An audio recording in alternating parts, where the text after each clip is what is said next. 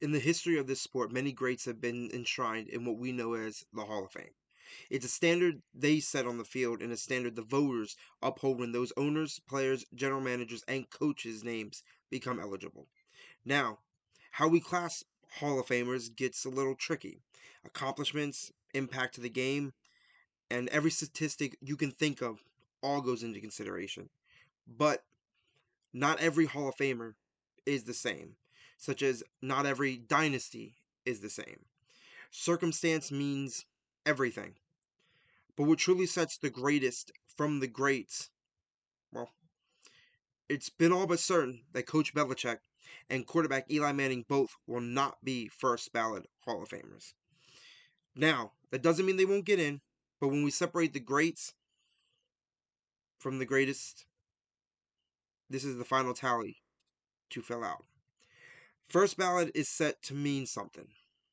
And after last year, where they set a precedent of only 4 players going into the Hall of Fame, it's become a certainty that that is important, that we should focus on it, and the voters hold that to a high standard. Eli Manning won 2 Super Bowls and a Super Bowl MVP. In my opinion, Eli Manning is a Hall of Famer on the dear fact of what he did in those Super Bowl runs and beating the greatest, well, some would say the greatest team of all time to not win a Super Bowl in their season. But in basically saying that if you can't tell the NFL story without Eli Manning, that's something Colin Cowherd once said, and it's really stuck with me.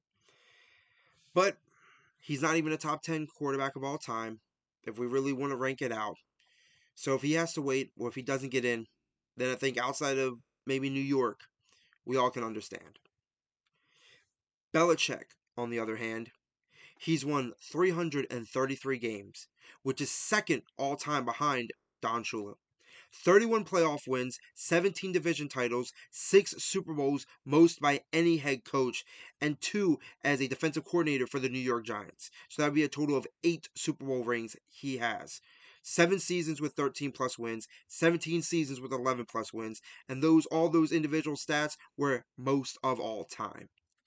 He's the only coach to ever coach a 16-0 team, and that team finished the season 18-1. Spygate? Who cares? Not doing well in college football shouldn't matter. Someone deserves it more because he will eventually go in. Screw that. He's a certified Hall of Famer in my book.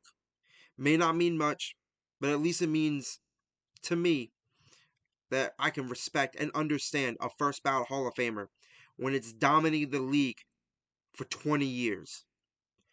I'm Josh Kirby. This is the Fourth and Forever podcast, and we're not too far away from the Super Bowl. Let's get to it.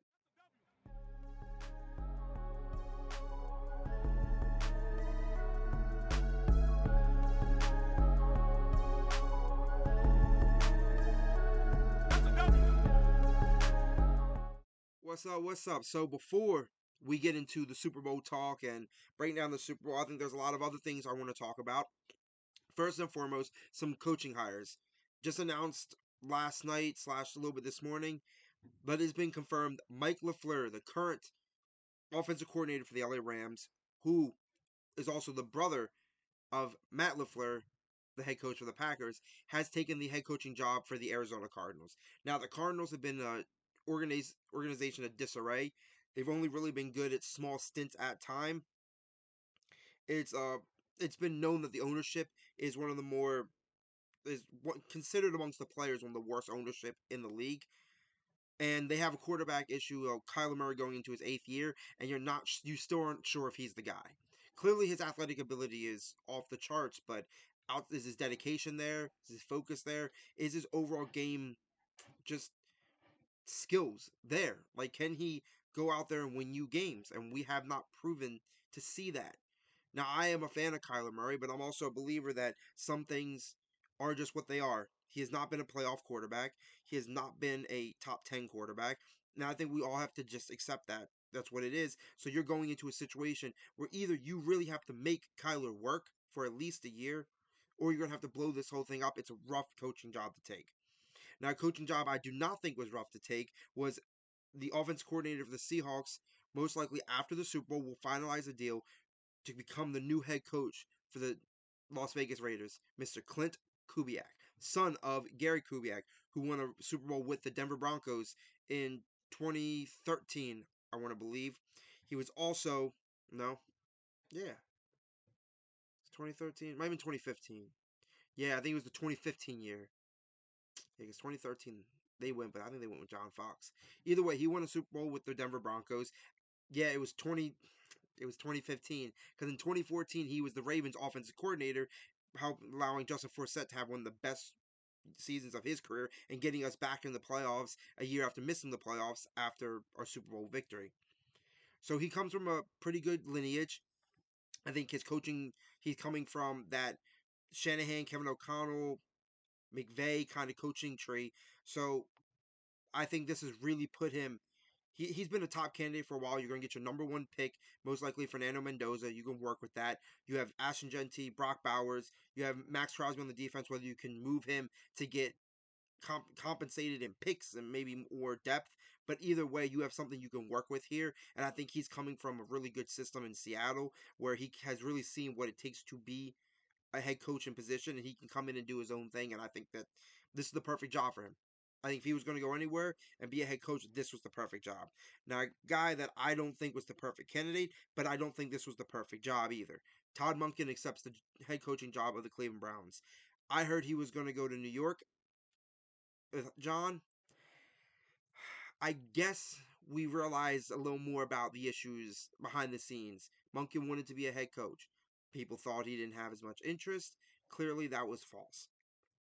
Now, the Browns didn't have a lot of options either. Mike McDaniels recused himself. Clint Kubiak recused himself. You had a lot of other coaches that went back on their deal. Jesse Minter, all these guys realized it's not a great situation to walk into as a young coach. Monken's never been a head coach, but he's been around football a long time. He's won 2 national championships being a part of the Georgia Bulldogs staff. He's helped Lamar win an MVP. So he was a part of one of those. I think he's got a lot of good qualities about him, and I think he does like Shedeur. You can tell by the presser, tell in the interview when, or I guess video, whatever you call it, when they met. It looked like it was a positive interaction, but at the end of the day, I think this is just another Cleveland Brown hire. No one wants to work here. You didn't get the first round of guys. You're not getting the second round of guys. You fired one of the top candidates, and guys like Sean McDermott didn't even interview for the job. That's not worth their time. So you settled on Monken. I don't think it's a bad hire, but like I said, you settled on him, and quite frankly, was anyone else offering him job? But in return, it's not like you guys were the belle of the ball. They weren't looking for you, Cleveland. So I think this was a good hire for them, being in the situation they are, and hopefully he can do some things about their offense and maybe pair that offense with what I believe is a spectacular defense. Hopefully they don't lose their DC because that could really put them in a hole. Now, the hire I want to talk about the most, I can't remember if I talked about it in the last podcast or not, but it is Mike McCarthy. Now, I was in the majority of believing a young, offensive minded guy could come in, shake things up, revive a franchise that's been, let's just say, mediocre of late. Now, to their standards, mediocre. They are a championship pedigree franchise. They have many Super Bowls, many Super Bowl appearances. They've won with 3 different coaches. They've only had 3 coaches in their historic career in their organization. But Pittsburgh doesn't want to hire someone young and shake things up. They want to be consistent. So they brought in Mike McCarthy. Now, even though I believe this was not a good job of the Steelers organization of setting their franchise forward in what's coming. I feel like they're very set in their ways and they really have thought about what they've been doing really one sided. But they figured going with a veteran would continue stability and allow them to win 9+ games again. I'm not sure if that's going to be what happens, but no matter how I feel about the Steelers or their season, I want it to be known I am a fan of Mike McCarthy. Hell, I wasn't against Mike McCarthy coming to the Ravens. I wanted someone young and fresh, but I understand Mike McCarthy is what I would call a safe hire. He's been to two organizations. He's done well in both those organizations. He's won a Super Bowl with one of those organizations. At the end, and he's produced a quarterback that won two MVPs. Now, yes, that was Aaron Rodgers, but Aaron Rodgers only had four MVPs. Now, I'm saying only like that's a small number. That's a large, but relatively comparative to the league, that's a pretty large number. But two of them were with Mike McCarthy. And Mike McCarthy was a consistent play caller in Dallas, making Dak Prescott an MVP candidate. And most people probably put Dak around 10, 11, 9, 10, 11, 12, somewhere in there in the rankings. And he's was what, 3 12-win seasons in Dallas? I think Mike McCarthy knows what he's talking about. But if you want to compare it to one Mike to another, Mike McCarthy has a career record of 174 wins, 112 losses, and two ties across 18 seasons. He's 11-11 in the playoffs with 12 playoff appearances, and he won a Super Bowl beating the Steelers, coached by Mike Tomlin, in 2010. Now, yes, Tomlin, he's posted a career of 193 wins. Well, these are regular seasons. 114 losses, two ties, but he's 8-12 in 13 playoff appearances with just one Super Bowl. And I mean, yes, he does have two appearances, but might I say, if your second appearance was a loss to the guy you're being compared to, does it really count? I'm not saying one Mike is better than the other, but if anything, it's pretty funny that both Mike's accomplishments don't differ. At least not that much. More of where they root their success is far more different. Mike Tomlin rooted his in one place, becoming in his tenure in the Pittsburgh, never having a losing season.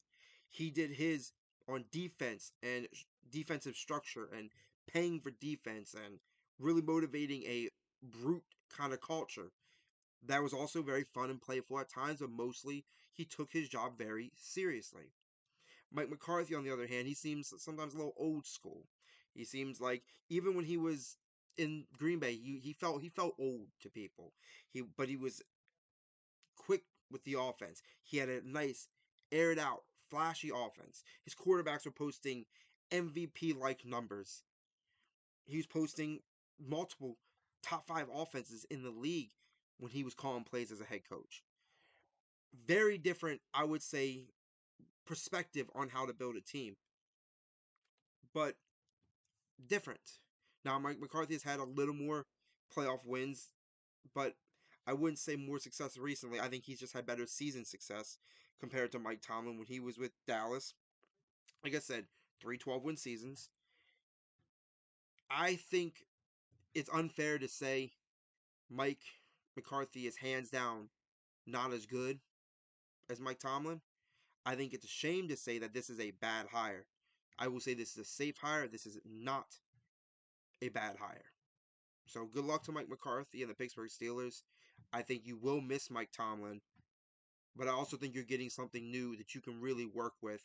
And if you give Mike McCarthy the units on offense to put together a top five offense potentially, this team could really do something. I think they're lacking too much in pieces. They're too old on defense. Their defense is still too expensive. And Mike is not walking into the same scenario he's walked into when he was in Green Bay or in Dallas. But it will be interesting to see what he can do. And if he pulls out 9, 10 wins, just like Mike Tomlin would have, then where's the difference? So the NFL Honors is coming up soon. Man, I think I just wanted to give a quick breakdown, look at it. It's something I think is really valuable. When you look at the grand scheme of things in the NFL and you're really trying to place together, like I talked about earlier, Hall of Fame's accomplishments matter. And these are the type of accomplishments that really separate sometimes the good from the greats. Like in the current today NFL. So let's first, I want to talk about the newest award added that was established last year, but officially will get a winner this year, is the Protector of the Year award. So how I'm going to do this, I'm going to break down the top five. I mean, I think this one had six, but I only took top five, and I'm going to rank them based on how I would place them, revealing that number one would be the person I would claim to win the award. So first, I got at number 5 for the Protector of the Year is Aaron Brewer. He is the center for the Dolphins. I think he's had an impeccable season. I've watched some Dolphins games, not a lot. He clearly was their best offensive lineman. Now, I think the team that has lacked in success, it's really hard to put one of their players at the top of the charts based on I think he wasn't on a national games. Not enough people got to witness his greatness, and at the end of the day, Tua as a quarterback was not giving you any favor. Number 4, I got Creed Humphrey, who is the center for the Kansas City Chiefs. Best offensive lineman on that team. He's been one of the best centers. PFF always grades him within top 5 as centers. I think he's graded number 2 behind Linderbaum or number 1. Either way, he's been an all pro already early in his career. Certainly is more than earning of this award. I have him at 4, but for the similar reason of Aaron Brewer, team success. I think team success really matters in how have you did you impact your team enough to help them in key ways? And I think this offensive line in general let Patrick Mahomes down a lot this season. I don't you can't put it all on one player, but I think he would be the leader in that lineman room. A little bit has to be on him that protection has not been keen, even though it was not directly his fault. Number 3, I got Quinn Miranez. I think I'm saying that right. He's the guard for the Broncos. He's been a sensational player, guard for multiple years now. I have him third because the two guys I have above him are one's more prolific and one is his fellow tackle in Garrett Bowles at number 2. I value tackles greater than guards based on the scheme you run. This is a Broncos team that wants to run the ball, but they do not run the ball as well as they probably would like to. They pass, they get out of the pocket, they pass amongst they spread the ball out amongst all their different weapons they have. Tackle in those type of scenarios sometimes can be a lot more important. Out there pushing and pulling, they're really he Bose I think is really doing more for the quarterback in the system they're running than the guard is, but they both deserve more than enough credit. But number 1, Joe Tooney. I think if there's any person to win this award first, it should be him. A multiple time Super Bowl champion, he hoped the Bears have a top 4 rushing offense with a rookie and DeAndre Swift with a lot of people undervalue, I would say. He hoped guard an offensive line that has got Caleb sacked drastically less than he did his rookie season. He's I think this him winning this award isn't just about what he's done this season. I think it's about what he's done throughout his career. I think because it's the first time someone will win this award, you want someone that's been there, that's been around, to really establish what a phenomenal protector offensive lineman is in the NFL. And I think no one establishes that more this year and throughout the last couple years than Joe Tooney. I think like I said, I really do believe he's done what needed to be done. I think a couple years ago, Jason Kelsey would have been a candidate for this award. I think Trent Williams would have won multiple of these in his career. There's many Zach Martin I think would have won one. There's many guys in the NFL that over the years that would have won an award like this that never got a chance to because of them taking so long to give offensive linemen the credit they deserve. And I think there's no better winner than Joe Tooney. Next would be my defensive player of the year. Of the 5 candidates, I have Aiden Hutchinson at number 5. Hutchinson has been a phenomenal defensive player for the Lions. I think the overall that defense very underperforming this season. His numbers were better than last season because he's coming off an injury. I think he has a better chance of being a comeback player of the year than the defensive player of the year, but he certainly has the nod for it. Number 4, I got Micah Parsons. I think he didn't finish the season. It's the only reason why I can't put him higher in this. He completely impacted that defense, and you could tell it was different from him being there and him not being there. And not just for the defense, but for the team. He was a spark that team needed in the offseason to propel them momentum to be an above average team. They were a great team. Then he got hurt and they became a good team. That impact alone deserves a lot of credit. But at number 3, the beat him out is Nick Bonito, the linebacker edge. He lines up everywhere on that Broncos defense. I mean, he's one of those players that because of his value to his team, he could be up for this award every year. He's so versatile on that defense. I mean, he's a little bigger, he's a little more linebacker built than safety built, but what he does for that team is so similar to what Kyle Hamilton does for us when Kyle Hamilton's up in the box, where he can line up anywhere up there. Benito can do the same thing. He's been their best at getting pressures at the quarterback on that team. He's can drop back in pass coverage pretty okay. Overall, he's just a versatile defensive player that really has earned his mark. But the top two above him, I think, just had spectacular seasons. One at number two being Will Anderson Jr. led the was one of two pass rushers that completely led a dominant Texans defense. When I would say, even though Danielle Hunter was phenomenal this season, I think we all can agree Will Anderson Jr. was the best player on the Texans defense. With him being the best player on the Texans defense, being the best player on not one of, but some would consider the best defense in the NFL, you deserve to be number two on this list. But number one is the man that broke the sack record, Myles Garrett. When you break the single season sack record and you were on pace to break it, what, by like week 10, 11, 12, we figured it out. It took him like 4 weeks to break the record because everyone knew he was so close and double, triple guarded. Some people, not going to name names, game planned around him not getting the sack. So I think Myles Garrett deserves number one. This is more than earned in a historic season that is going to lead him to, in my opinion, for sure, a first ballot Hall of Fame vote. Next, I got the defensive rookies of the year. Number five, I got Carson Schwarzenegger. He's the linebacker for the Browns. I think he's had a phenomenal season. Very underrated. I think he leads all rookies in tackles, if I'm not mistaken. But he's either way, he was sensational for that defense. That defense has definitely kept them in games that they shouldn't have been in all year. He was a pivotal force in that, but I just don't think his team success or name was big enough compared to the other guys, such as Abdul Carter, who I have at fourth actually. He came on late in the season. I think he got really lost within how dominant Brian Burns played and Dexter Lawrence was playing. He was just on a defense that didn't need him per se, but was glad to have him. He's someone that I think next year could really come on and be like kind of how Will Anderson did. Will Anderson, I mean, he won Defensive Rookie of the Year last year, but this is a guy that if he doesn't win it this year, I could see him being immediately in Defensive Player of the Year talks next year, just from the mentorship he's got this season. I think he's come on as one of the best pressure pass rushers on the latter half of the season, but I don't think that's enough compared to what the other three guys did. And number three, I got Xavier Watts from the Falcons. The Falcons team was young. They were fighting. They were furious. He's their safety, and I think he was all over the field. I think he was phenomenal. I loved watching him play. But the guy I liked watching more was James Pierce. I watched him play. I watched enough Falcons games. When I saw him, I was like, that guy has something special. He reminds me a lot of Jared Verse. Like, that's my comparison. Like I don't know if it's an equal compare, but that's what he kind of reminded me of. It's like he constantly was having an impact in the game in his early season. It's phenomenal. Um, Next I got number one, the guy I think is going to do well. I'll save that for later. But I think he's had a great impact in the playoffs. He had a great regular season, and that's Nick Imawari, the safety for the Seattle Seahawks. He's been phenomenal this season.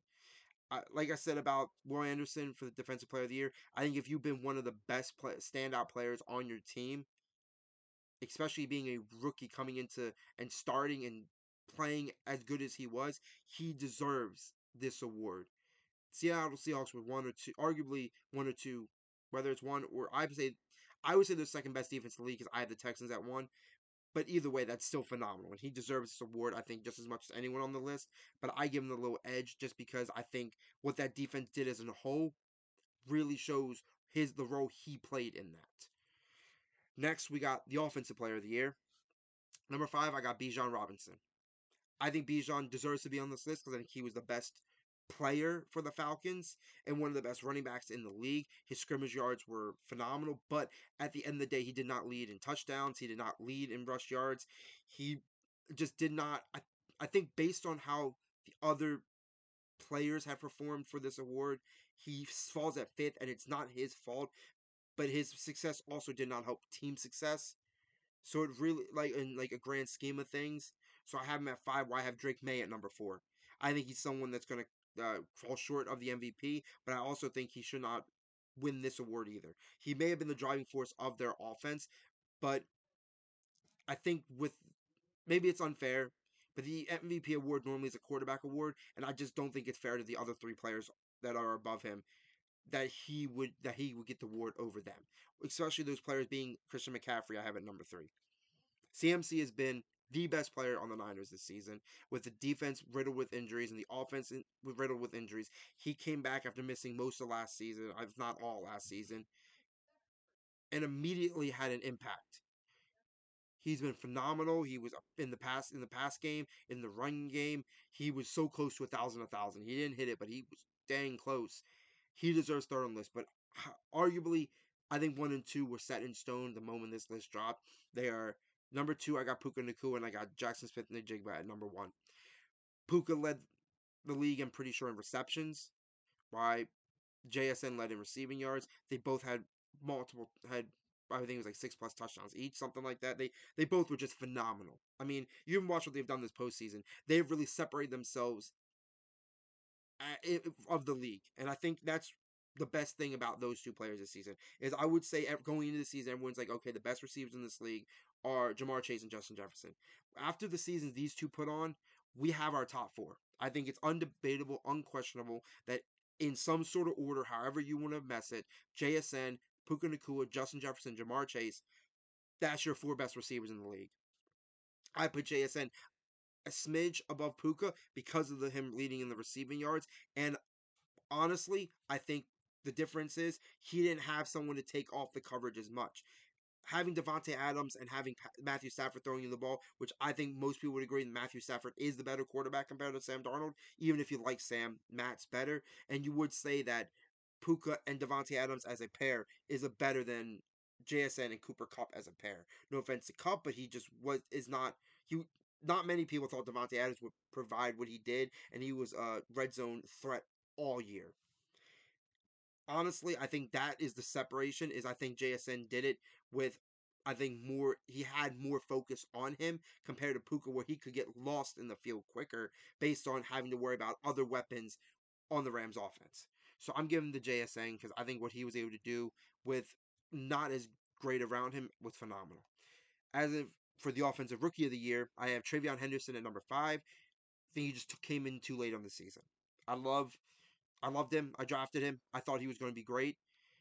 Drafting him in the fantasy was not smart because he didn't play most of the year, and I think it's hard to put him in that list when he hasn't played most of the year.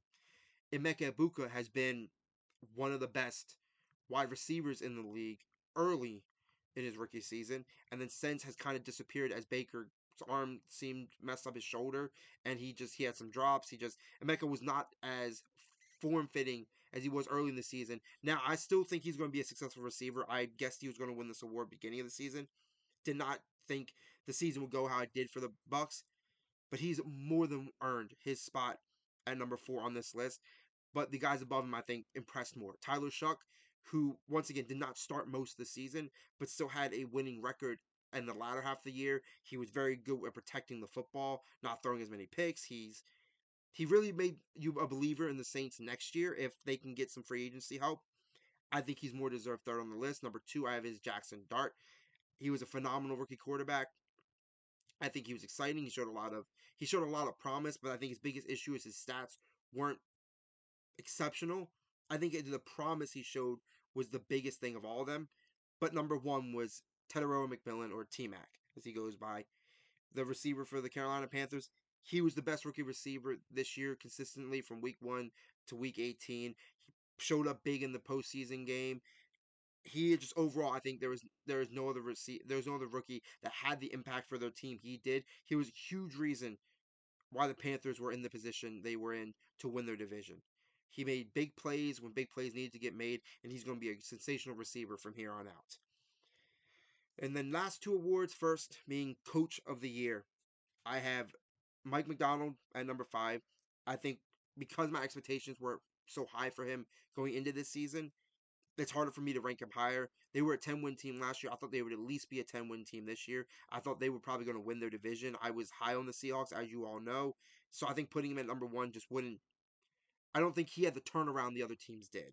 As in Ben Johnson at number 4, who turned a 5-win team into a division winner. That is impressive, especially in the division with the Packers and the Lions and the Vikings, who have a great defense, and Kevin O'Connell has proven to be a great young coach. But I got Ben Johnson at 4 for the main fact is I think with the other teams took over, their rosters weren't as set as his team. I think he took over a really good roster with a promising young quarterback, even though I was not super sold on Caleb after year one. I think I'm sold on him now. Props to Ben. Number three, I got Vrabel. Turned a 4-win team into a Super Bowl team. I know it's really about regular season, not about postseason, but it's hard not to see that and be amazed. I mean, I think what sells him at number three and possibly could win an award is his hiring of Josh McDaniels. I know it was probably an easy call, but bringing on someone with that understood the staff or like understood the organization, understood the environment, and worked with an multiple MVP, very talented Super Bowl winning quarterback in Tom Brady. I think he had a lot of wisdom he bestowed upon Drake May, and has set Drake May up to be one of the best quarterbacks of the season. Some would say number two in MVP candidacy. Some would say MVP. But I have him at three because I also think what he went and took over. There was a lot of other factors that played. The Chiefs had a down year. The Ravens had a down year. There was a lot of other factors, and I would say their strength of schedule wasn't as strong, wasn't as bad as the other guys' schedule.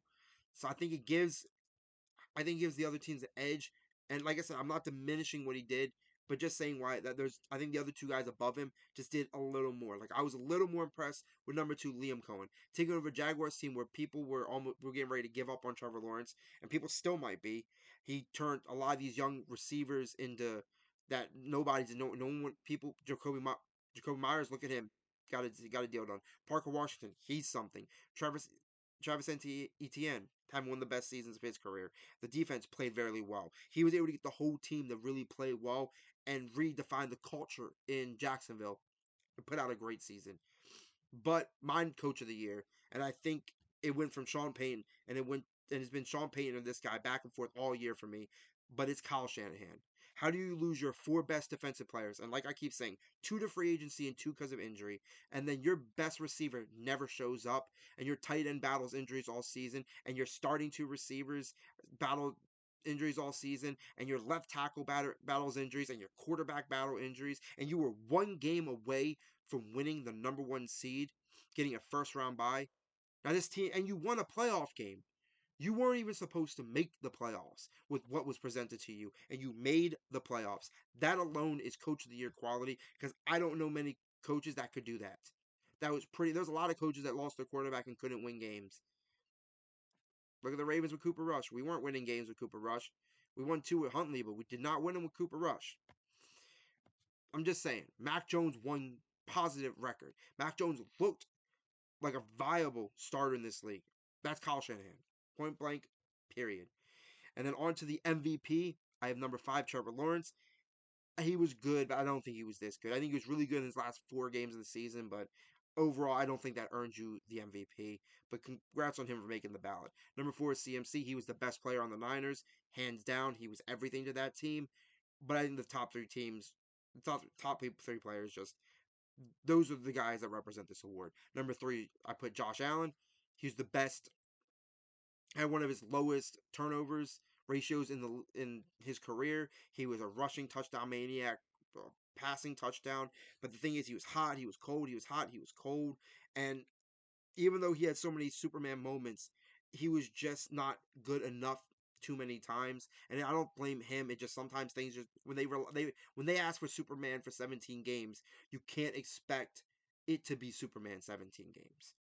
But I think number one and two have been decided pretty about halfway through the season. We determined this by the end of the season. I think everyone knew it, and I'm pretty consistent on this.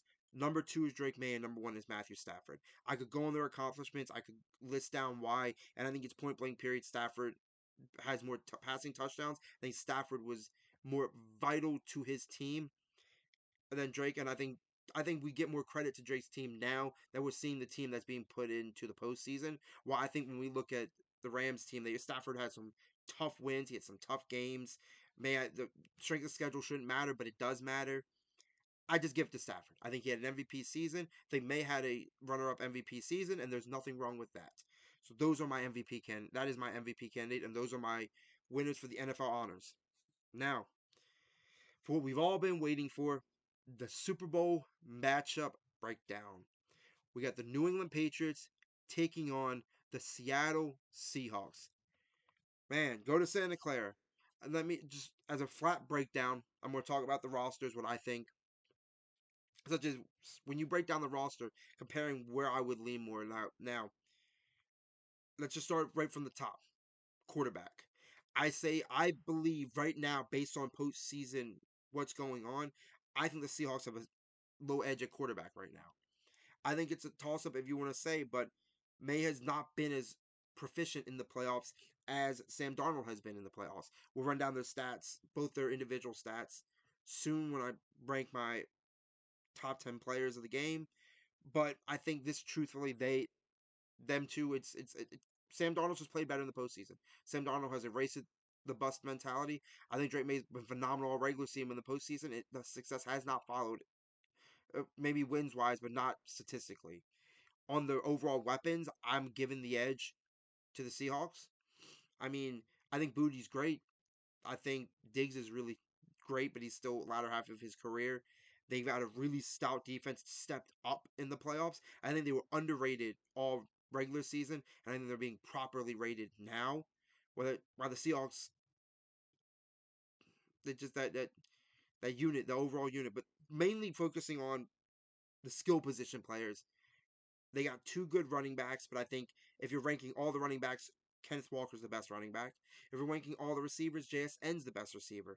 I'm giving the edge to the weapons. I'd rather have JSN, Cooper Kupp, and Rashid Shaheed over Diggs, Booty, and Demario Douglas. Now, you throw the tight ends in there, I think it's a toss up Hunter Henry or AJ Barner.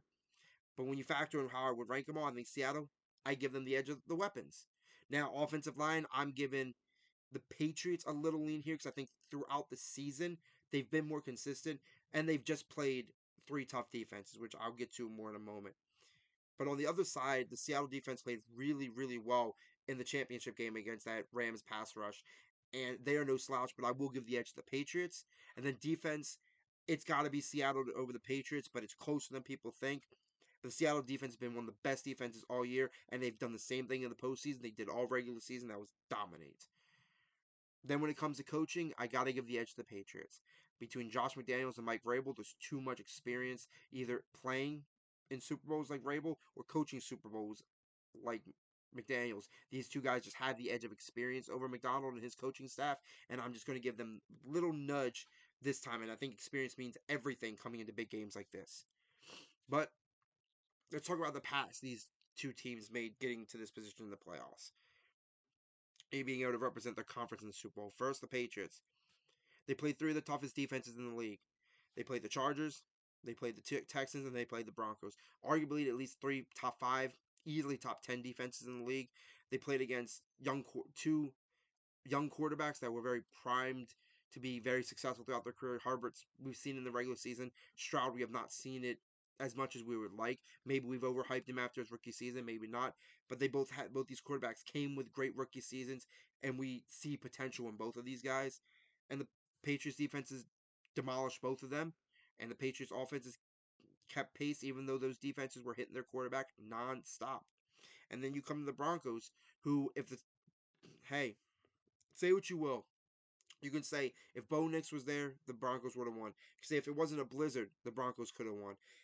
No matter what factors were put in front of you, the Patriots won that game, and that took a lot of grit, it took a lot of resilience, and it took a lot of patience. Because the team that was going to win that game was a team that just could make it to the end without making a damn mistake, and the Patriots were the better team at that. So the Patriots had a really, I'd say, tough path to get there, and the props to their defense. Because if it wasn't for their defense, they may not be sitting in the Super Bowl. Seattle. They had the number one seed. They didn't have to play wild card week. Huge advantage. They dominated, destroyed the 49ers. Kind of embarrassed them. That was Sam Darnold didn't have to do much. That defense pretty much did everything. And then come to the championship game against the Rams. A lot of people had the Rams winning it. They trusted Stafford, they trusted McVay, but no one expected Sam Darnold to throw three touchdowns and 345 yards. He helped dismantle the Rams, and Sam Darnold helped carry this team to the Super Bowl, led with a lot of parts, with a lot of help from that dominant defense.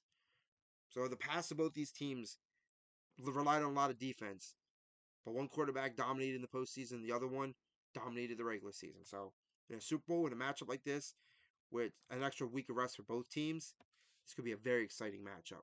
But let me list you my top 10 teams or top 10 players going into the Super Bowl. First, honorable mention at number 11, I got Milton Williams. Did not include him on the list, but he's probably the best run stuffer in the game, and he's a really good sack contributor, especially in the postseason. Barely had him missing the list only because I think that we have more impactful players on how this game will go. And at number 10, I have Mike Onwenu. He's the offensive lineman for the Patriots. He has started all 20 games this season, so he's been consistent, been dominant. He's roughly regarded by PFS as an effective run blocker and an efficient pass blocker. So it just his high ranks. He's probably the best offensive lineman on both teams, and I feel like he needed the respect because this game is going to be won in the trenches. And I'm putting him here more so representing the whole offensive line because I think his offensive line has been underrated all season. But at number 9, I have a man that probably represents the Patriots pass rush, but after what he's done in the playoffs, I got Clavon Chasem as number 9. He's been the postseason hero for this Patriots team. He leads the team in sacks with 3 and leads the team with pressures at 14. In the games they've played, he's been always around the ball, making plenty of tackle. I think he has I think in the postseason, 20, 30 tackles. He's been all over the field. He's clearly been one of the leaders of this defense. And number 8 from the Patriots, I have Stephon Diggs. He has on the season 1,086 yards, 5 touchdowns. He's been a veteran on this team, and throughout the season, including postseason, he has 96 receptions, proving to be a very reliable target for Drake May throughout the season, and it's followed right into the postseason. And number 7, I got Byron Murphy, pass rusher for the Seahawks. He has 7.5 sacks on the season. That defense has been dominant, and he's been one of the leading forces for that dominant defense. Number 6, I have Drake May. He's in his second year. He's an MVP candidate, but why he is not top 5 is because he's so far has been sacked 15 times in the playoffs. He's had some fumble problems, but why he is 6, he did throw 3 touchdowns against that amazing Texans defense, and I'll give him credit for that. Sam Darnold, I've talked about him. I don't need to keep going about him, but he had back-to-back 14-win seasons, starting for 2 different franchises. He has 30 wins, which is the most in the last 2 years, and 345 yards and 3 touchdowns in the NFC Championship game. He is if he can repeat that performance, Seahawks are winning the Super Bowl. At number 4, I got Christian Gonzalez, which arguably one or two best defensive back in the league. I would say arguably the best Patriots player in the game. He's when QBs target him, they only have a 39% completion rate. He's averaging only 5.7 yards per target, and he hasn't allowed not one touchdown in the playoffs. He's been excellent throughout this season, and specifically in this postseason. But above him, I do have Kenneth Walker. So far in the postseason, 38 attempts, 178 yards, 4 touchdowns, 7 receptions, and 78 receiving yards. That's all in just 2 games. That's impressive. He was a driving force in both of their wins, and he's going to be a guy that also will be in candidacy for Super Bowl MVP if they can get him going. But at number 2, I have Devon Witherspoon, who I think has been the best corner in the league. Probably, maybe this season, at least in the entering the postseason. He's only allowed 1 touchdown all year, and he has 85 tackles on the season. And then my number 1 player in the game, I think that should be no surprise, the man who should win Offensive Player of the Year, JSN. He has 132 receptions on the year, including postseason. That's 1,965 yards, including the postseason, and 12 touchdowns, including the postseason. He's the best player in this game. I don't think it's close that this team is the Seahawks have more, I think, high end talent. I think they have a lot of depth. I think you get a lot of standout with the Patriots too, but listing how I did, if it's favored the Seahawks. I think I'm favoring the Seahawks. I think they just have more talent and they have more high end talent, and it's going to be really shown in the Super Bowl when they can pull out the victory. Because we're going to officially say it. I've been saying they're going to win the Super Bowl, but I'm etching it in right now. I think the Seattle Seahawks are going to win the Super Bowl 27-24 over the New England Patriots. I think it's going to come down to either a 2-minute drive scoring a touchdown and then kicking the extra point to secure a 3-point lead, or it's going to come down to a game winning field goal. It's going to be a close game. It's going to be a fun Super Bowl. And not just for my bet wise, but truly, I think one of the most impactful players for this game will be on defense, because I think defense will win this game. Nick Imawari is going to win Super Bowl MVP as a rookie. I think he's been one of the standouts on that team, being in the safety position and how he plays. I think he has the ability to force some turnovers, get some sacks, and really leave an impact on this game and for his long-term legacy. So there we have it. This is the Super Bowl edition to the podcast. I hope everyone enjoyed listening to all the stuff I got to talk about. Everyone, have a great rest of your week. Enjoy the Super Bowl, and as always, thank you.